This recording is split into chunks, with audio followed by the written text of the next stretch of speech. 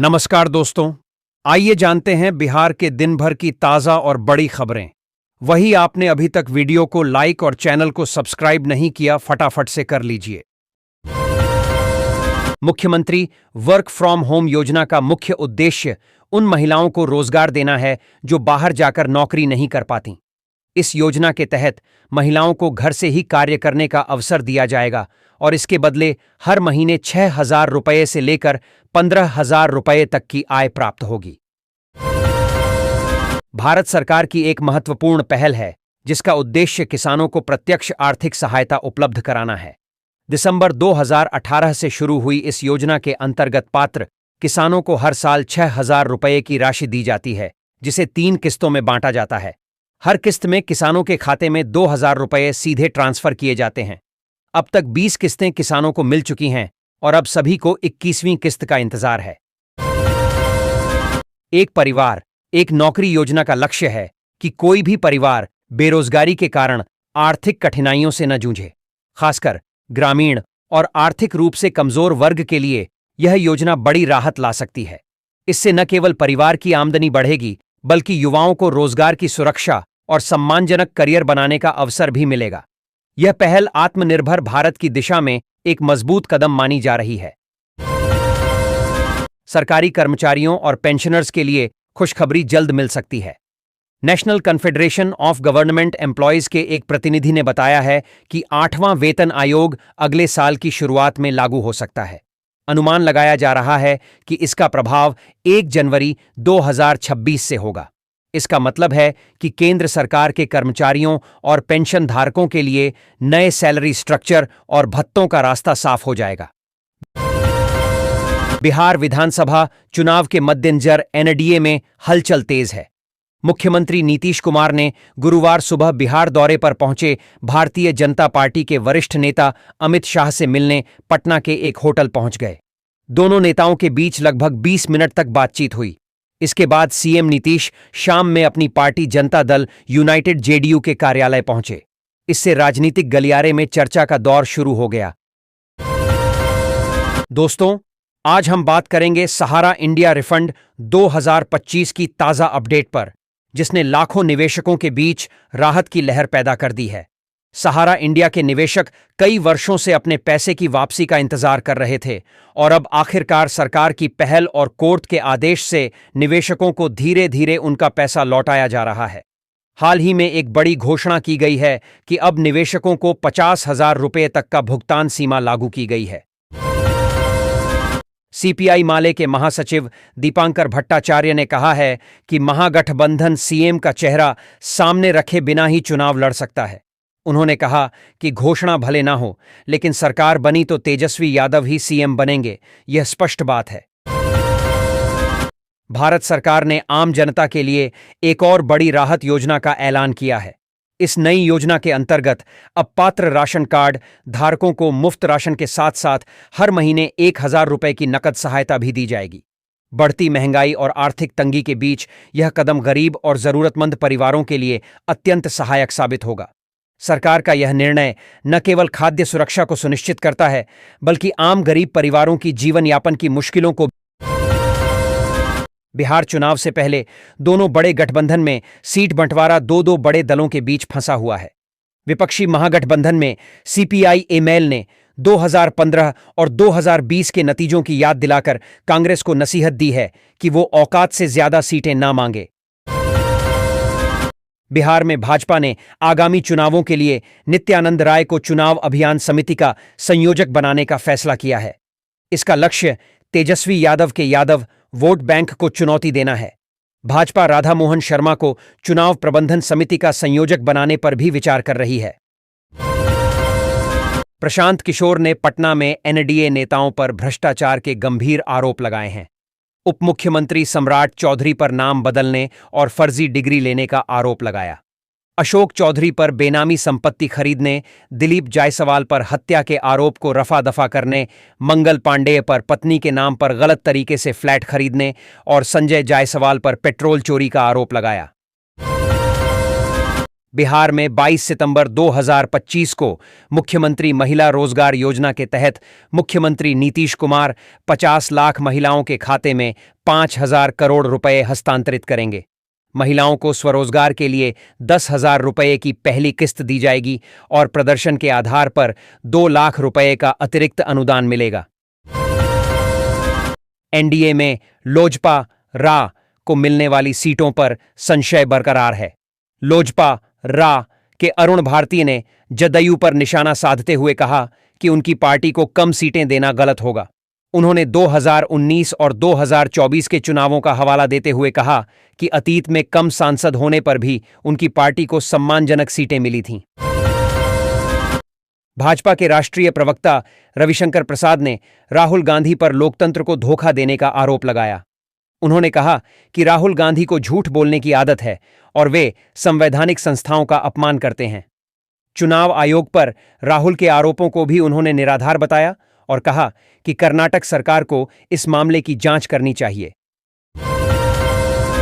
बिहार राज्य महिला आयोग के 24वें स्थापना दिवस पर मुख्यमंत्री नीतीश कुमार ने महिला सशक्तिकरण पर जोर दिया। उन्होंने संवाद से सरोकार तक स्मारिका का विमोचन किया। उप मुख्यमंत्री ने नारी शक्ति के महत्व पर प्रकाश डाला। राष्ट्रीय महिला आयोग की अध्यक्ष ने बिहार सरकार के कार्यों की सराहना की और आयोग की गतिविधियों पर चर्चा की। मुकेश सहनी ने बिहार के युवक विहीन गांवों पर प्रधानमंत्री और गृह मंत्री अमित शाह की चुप्पी पर सवाल उठाया है। उन्होंने कहा कि पलायन के कारण कई गांव युवक विहीन हो गए हैं और सरकार बिहार को मजदूर सप्लाई वाला प्रदेश बनाकर रखना चाहती है। बिहार को मजदूर सप्लाई वाला प्रदेश बनाकर रखने की है। पटना उच्च न्यायालय न्यायाधीशों की कमी और लंबित मामलों के भारी बोझ से जूझ रहा है। 2,15,000 से अधिक मामले लंबित हैं, जिनमें से कई 1 साल से भी पुराने हैं। न्यायाधीशों के स्वीकृत पदों में से 18 खाली हैं और सुप्रीम कोर्ट की सिफारिशें केंद्र सरकार की मंजूरी के बिना अटकी हुई हैं। दीपावली और छठ पूजा के त्योहारी सीजन में नई दिल्ली से पटना आने वाली ट्रेनों में टिकटों की बुकिंग शुरू होते ही वेटिंग लिस्ट शुरू हो गई है। कई प्रमुख ट्रेनों में 13 से 26 अक्टूबर के बीच कोई सीट उपलब्ध नहीं है। तेजस राजधानी, डिब्रूगढ़ राजधानी और अमृत भारत एक्सप्रेस जैसी 16 ट्रेनों में 17 से 22 अक्टूबर के बीच 9 रूम की स्थिति है। बिहटा में दहेज की मांग पूरी न होने पर एक विवाहिता की गोली मारकर हत्या कर दी गई। मृतका सुनीता का विवाह 4 माह पहले हुआ था। आरोप है कि दहेज के लालच में उसे प्रताड़ित किया जा रहा था। पुलिस ने पति को गिरफ्तार कर लिया है और मामले की जांच जारी है। शव को सोन नदी के किनारे से बरामद किया गया। पटना सिटी में यातायात व्यवस्था चरमरा गई है। गायघाट समेत कई मार्गों पर भीषण जाम लगा, जिसमें एम्बुलेंस और वीआईपी गाड़ियां भी फंसी रहीं। पुलिस की अनुपस्थिति के कारण नागरिकों ने खुद यातायात संभाला। सड़क पर विद्युत पोल और गड्ढे भी जाम का कारण बने। यातायात डीएसपी को सूचना देने पर उन्होंने जवान भेजने की बात कही। बिहार विधानसभा चुनाव से पहले कांग्रेस पटना में कांग्रेस वर्किंग कमेटी CWC की एक महत्वपूर्ण बैठक आयोजित कर रही है। इस बैठक में चुनावी रणनीति, उम्मीदवार चयन, गठबंधन और संगठन को मजबूत करने जैसे मुद्दों पर विचार किया जाएगा। सोनिया गांधी, राहुल गांधी और मल्लिकार्जुन खड़गे समेत कई बड़े नेता शामिल होंगे। फुलवारी शरीफ के एक स्कूल में गुंडों के आतंक से छात्राओं ने स्कूल आना बंद कर दिया है। आए दिन छात्राएं और शिक्षिकाएं छेड़खानी का शिकार हो रही हैं। प्राचार्य को भी जान से मारने की धमकी मिली है। पुलिस में शिकायत के बावजूद कोई कार्रवाई नहीं हुई है, जिससे विद्यालय में दहशत का माहौल है। प्रशासन से तत्काल कार्रवाई की मांग की गई है। पटना के कदमकुआं थाना पुलिस ने तत्परता दिखाते हुए एक बड़ी साजिश को नाकाम कर दिया।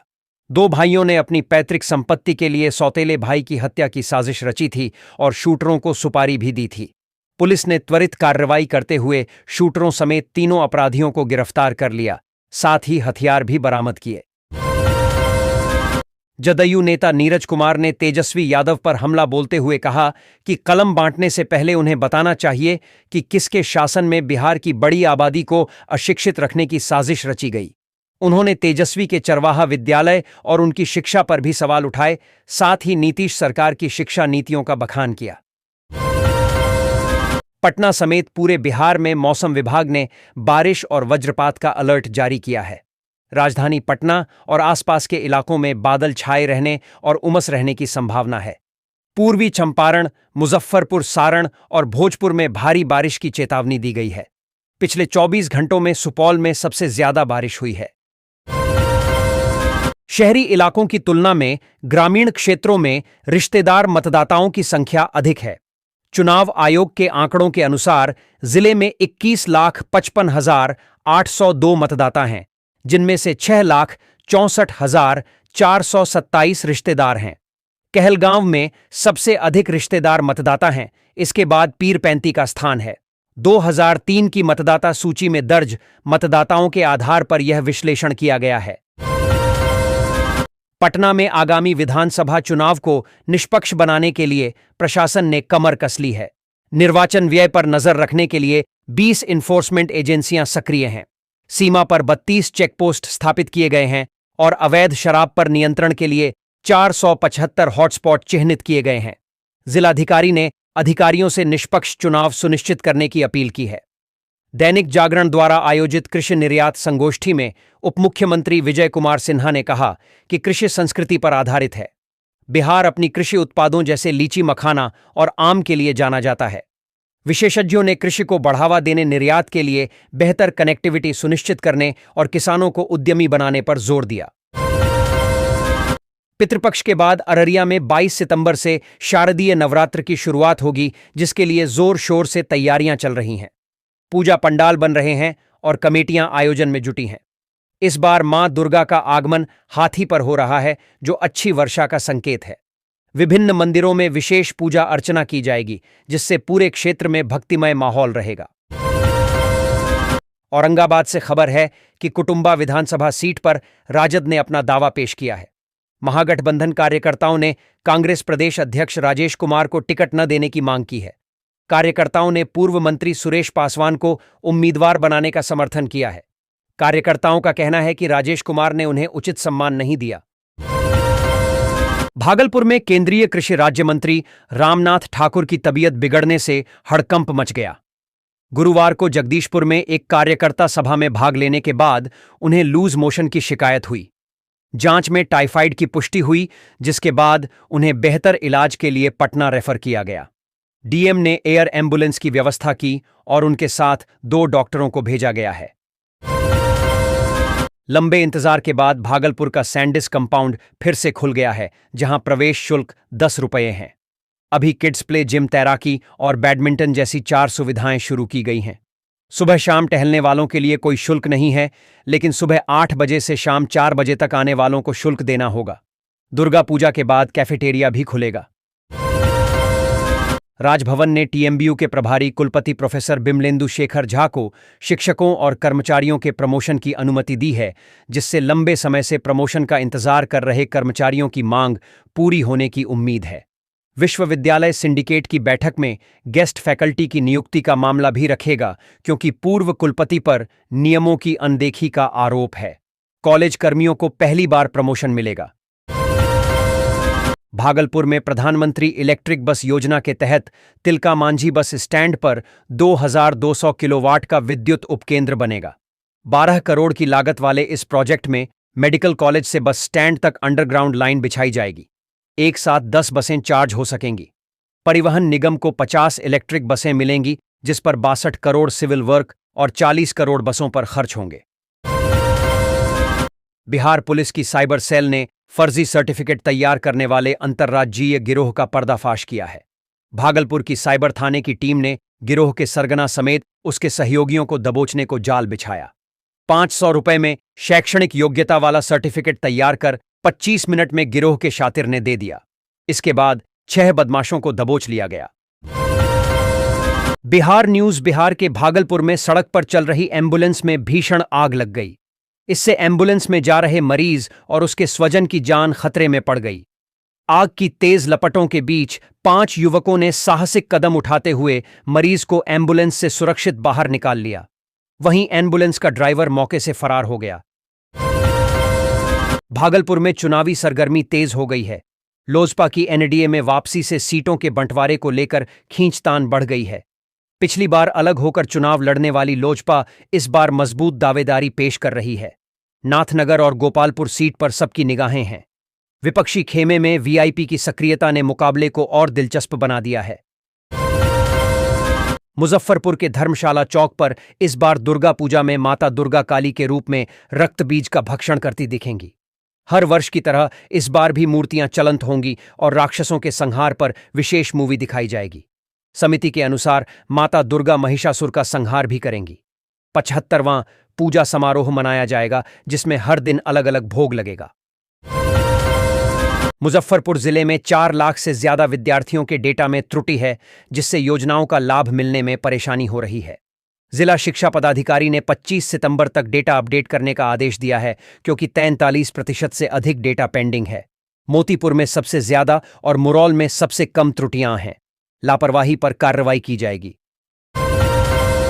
मुजफ्फरपुर के SKMCH में रेडियोलॉजी विभाग की लापरवाही से मरीज परेशान हैं।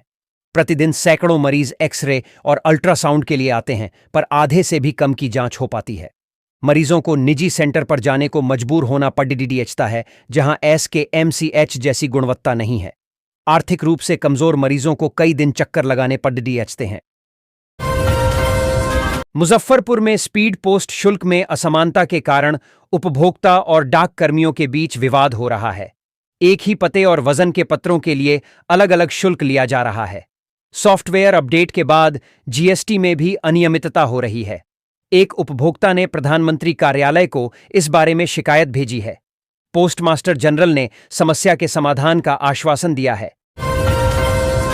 बिहार के विश्वविद्यालयों और संस्थानों में मुख्यमंत्री कन्या उत्थान योजना के अंतर्गत 3 लाख से ज्यादा छात्राओं के आवेदन लंबित हैं। उच्च शिक्षा निदेशालय ने सभी संस्थानों को पत्र भेजकर इन आवेदनों को शीघ्र अनुमोदित करने का आग्रह किया है, ताकि छात्राओं को योजना का लाभ मिल सके। सबसे ज्यादा आवेदन BRI बिहार विश्वविद्यालय मुजफ्फरपुर में लंबित हैं। मुजफ्फरपुर न्यूज। पहली घटना औराई रुन्नीसैदपुर बेनीबाद PWD मुख्य सड़क के भैरव स्थान के समीप हुई। इसमें स्कॉर्पियो सवार ने सड़क किनारे बैठे 3 लोगों को ठोकर मार दी, जिसमें 2 की मौत हो गई। वहीं दूसरी घटना सरैया थाना क्षेत्र के मध्य विद्यालय बसंतपुर पट्टी के निकट हुई, जिसमें 1 युवक की मौत हो गई। कुंदन सिंह मर्डर केस, 5 गवाहों की गवाही हुई। मृतक की पत्नी अंचला कुमारी ने चुन्नू ठाकुर और अनिल चौबे पर हत्या का आरोप लगाया। दोनों आरोपी भागलपुर जेल से VC के माध्यम से पेश हुए। अगली सुनवाई 8 अक्टूबर को होगी, जिसमें अभियोजन पक्ष एक और गवाह पेश करेगा। कुंदन सिंह की हत्या 2019 में बैरिया बस स्टैंड पर हुई थी। कारण पंकज हत्याकांड में गवाही देना था। केंद्रीय जल शक्ति मंत्री डॉक्टर राजभूषण चौधरी ने मुजफ्फरपुर के मॉडल अस्पताल का निरीक्षण किया। मरीजों ने शिकायत की कि सीरम यूरिया और सीरम यूरिक एसिड जैसी कई जांचें अस्पताल में नहीं हो रही हैं, जिसके कारण उन्हें निजी लैब में जाना पड़ता है। मंत्री ने अस्पताल अधीक्षक से इस बारे में जानकारी ली और समस्या का समाधान करने का निर्देश दिया। उन्होंने अस्पताल की व्यवस्था पर संतोष जताया। मुजफ्फरपुर के मॉडल अस्पताल में जीविका की रसोई अब भूतल पर आ गई है, जिससे मरीजों और अस्पताल कर्मचारियों को सुविधा होगी। पहले यह तीसरे तल पर थी, जिससे लोगों को जानकारी नहीं मिल पाती थी। अब भूतल पर खुलने से चाय नाश्ते के लिए इधर उधर भटकने की जरूरत नहीं होगी और बिक्री भी बढ़ेगी। मुजफ्फरपुर के MIT में टेकमीती 25 का शुभारंभ हुआ, जिसमें 32 संस्थानों के छात्र भाग ले रहे हैं। इस 3 दिवसीय प्रतियोगिता में 20 से अधिक इवेंट शामिल हैं, जिनमें फ्रंटेड फ्रीबर्ड्स, सर्किट्रॉन और सीस्मिक डिजाइन प्रमुख हैं। छात्रों ने वेब डेवलपमेंट, सर्किट डिजाइन और भूकंप प्रतिरोधी मॉडल का प्रदर्शन किया। संस्थान में जल्द ही फिएस्टा का भी आयोजन होगा। मुजफ्फरपुर न्यूज। मरियम फातिमा जिले के 40 साल के खेल इतिहास में पहली ऐसी खिलाड़ी हैं जिन्होंने इतनी बड़ी उपलब्धि हासिल की है। इतना ही नहीं, अंतर्राष्ट्रीय शतरंज प्रतियोगिता में भी वह बेहतर प्रदर्शन कर चुकी हैं। 12वीं नेशनल वुमेन एमेच्योर इलो रेटिंग चेस प्रतियोगिता में भी मरियम ने भाग लेते हुए खिताब अपने नाम किया। मुजफ्फरपुर में DM के आदेश पर 117 अधिकारियों की टीम ने ग्रामीण सड़कों की गुणवत्ता जांच की। ग्रामीण सड़क सुदृढ़ीकरण मुख्यमंत्री ग्राम संपर्क योजना और मुख्यमंत्री ग्रामीण सेतु योजना के तहत 465 सड़कों का निरीक्षण किया गया। प्रारंभिक जांच में कई योजनाएं अधूरी मिलीं। जिलाधिकारी ने लापरवाह संवेदकों पर कड़ी कार्रवाई के निर्देश दिए हैं। मुजफ्फरपुर न्यूज चांदनी चौक ओवरब्रिज पर एक चलती पिकअप वैन में आग लग गई। चालक ने कूदकर किसी तरह अपनी जान बचाई। हालांकि इस घटना के बाद आसपास से गुजर रहे वाहन चालकों ने अपनी अपनी गाड़ी रोक दी। इसकी वजह से हाईवे कुछ देर के लिए जाम हो गया। बाद में पुलिस ने सब कुछ सामान्य कराया। मुजफ्फरपुर में दुर्गा पूजा के मद्देनजर प्रशासन ने शहर के 10 प्रमुख स्थानों से अतिक्रमण हटाने का फैसला किया है। एसडीओ पूर्वी तुषार कुमार ने संबंधित अधिकारियों के साथ बैठक कर रणनीति बनाई है। अतिक्रमण हटाने के बाद दोबारा अतिक्रमण करने पर सख्त कार्रवाई की जाएगी। यह अभियान दुर्गा पूजा से छठ तक जारी रहेगा। ट्रैफिक व्यवस्था को सुचारू रखने के लिए भी निर्देश दिए गए हैं। बसों के लिए नए नियम लागू किए गए हैं। महिलाओं और बच्चों के लिए आगे की 4 सीटें आरक्षित रहेंगी, जिन पर विशेष चिह्न होगा। साथ ही निजी और सरकारी बसों के चालकों व खलासियों के लिए खाकी रंग की वर्दी और नेम प्लेट अनिवार्य कर दी गई है। यह फैसला यात्रियों की सुविधा और सुरक्षा को देखते हुए लिया गया है। गया जिले के गुरुआ प्रखंड में एक नर्सिंग होम में इलाज के दौरान 42 वर्षीय शिव चौधरी की मौत हो गई। इसके बाद परिजनों और ग्रामीणों ने हंगामा किया और सड़क जाम कर दिया।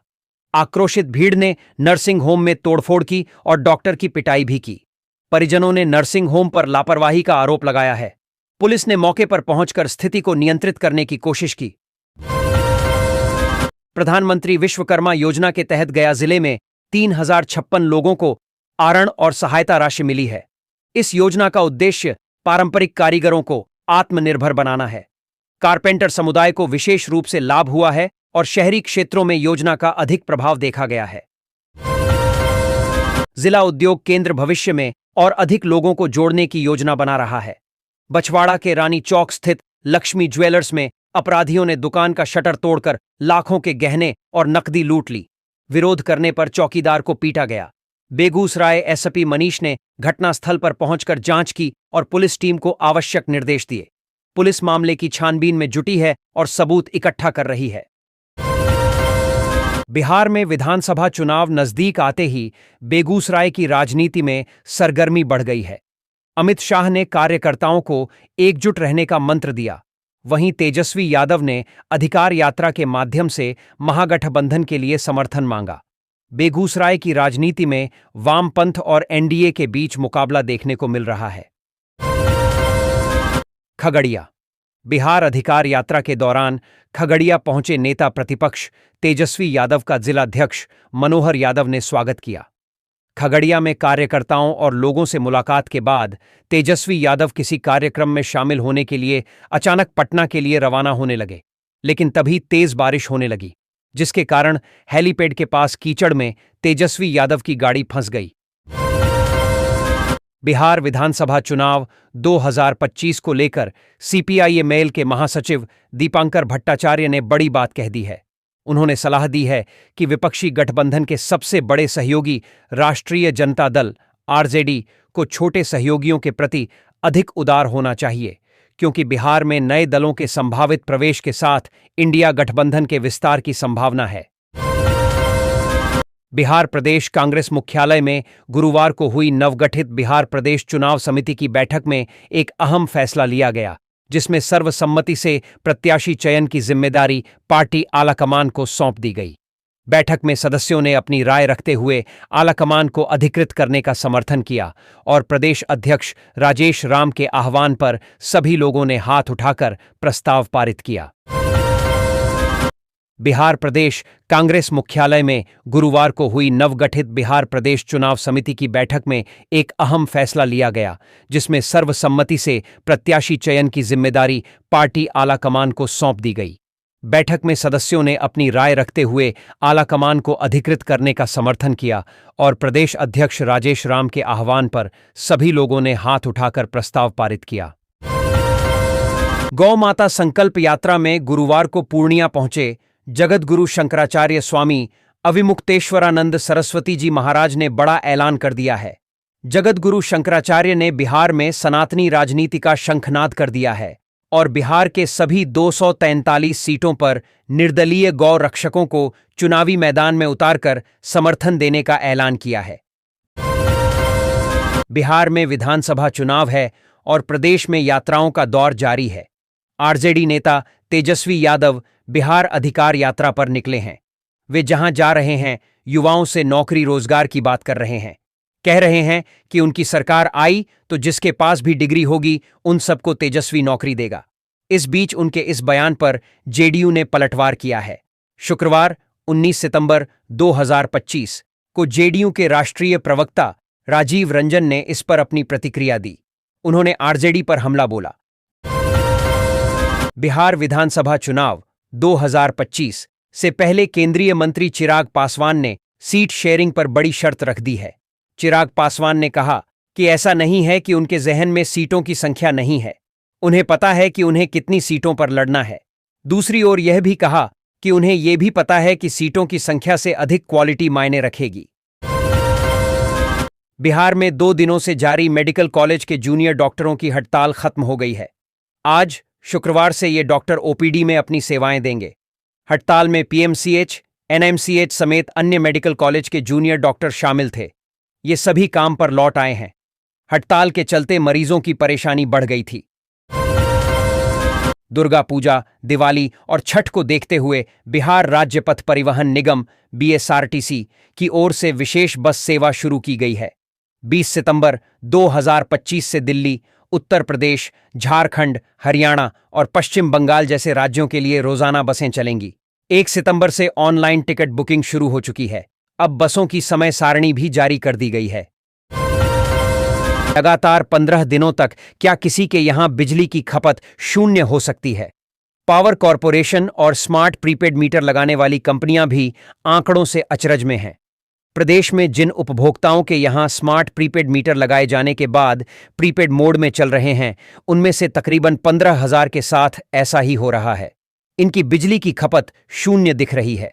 कॉरपोरेशन और मीटर लगाने वाली कंपनियां वजहों की तह तक पहुंचने के लिए मामले की आंतरिक पड़ताल कर रही हैं।